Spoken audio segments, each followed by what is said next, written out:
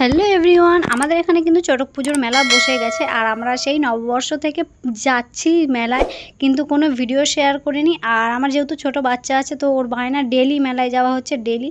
তো কালকের ভিডিওটা আমি তোমাদের সাথে শেয়ার করছি। কালকে গেছিলাম তো দেখো আমি মা মানে শাশুড়ি আর আমার মাম্মাম আর মাম্মামের পাপা, দেখো মেয়ে আমার ওর বাবার হাত ধরে মেয়ের জন্যই যাওয়া বিশেষ করে, কেননা মেলাতে তো ছোটোদেরই মানে বুঝতে পারছো আনন্দ। আর মেলায় যা যা চড়ার জিনিস ছিল মোটামুটি সব কিছুই চড়েছে।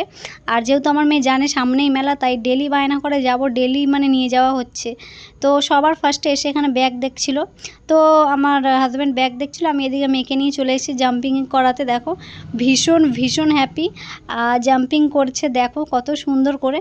যেহেতু কমজন আছে জাম্পিংয়ে না, বেশি জন থাকলে, আর মেয়ে তো আমার খুবই ছোট, যখন বড়রা থাকে না একে অপরের গায়ে পড়ে যেতে পারে, একটু মানে ভয়ের ব্যাপার আছে, তাই অল্পজন ছিল, তাই জন্য আমি মাম্মামকে ওখানে দিলাম।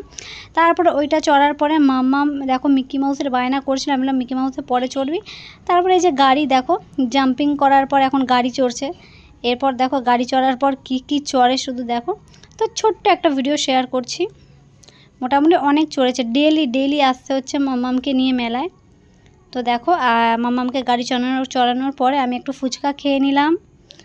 তো ফুচকাটা খাচ্ছি। আর মেলাতে যা যা খাবার জিনিস আছে তো বাচ্চাদেরকেও মানে দেওয়ার মতন কিছুই নেই। এদিকে আইসক্রিমের গাড়ি ভর্তি, সেখানে তো মাম্মা মানে আইসক্রিম খাওয়ার বায়না, তাই আইসক্রিম দিনই ওকে একটা জুস কিনে দিয়েছি।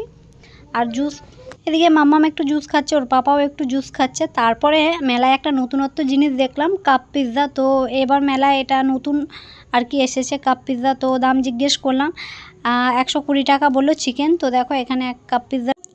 তো গাইস এইটা কিন্তু খেতে খুব একটা খারাপ ছিল না, ভালোই ছিল মোটামুটি। তো আমি কিছুটা খাওয়ার পর দিয়ে দিয়েছিলাম আমার হাজব্যান্ডকে। তারপরে মাম্মামের এদিকে জুসটা মাম্মাম পুরোটা খায়নি, জাস্ট অল্প একটু খেয়েছে, তারপর ওর পাপাকে দিয়ে দিয়েছে। আর এদিকে গানও হচ্ছে দেখো স্টেজে।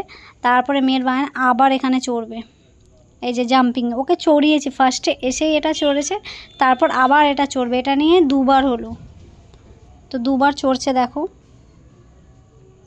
তো এটাতে এখন দুবারের বেলা যখন এসছে মোটামুটি অনেকেই ছিল।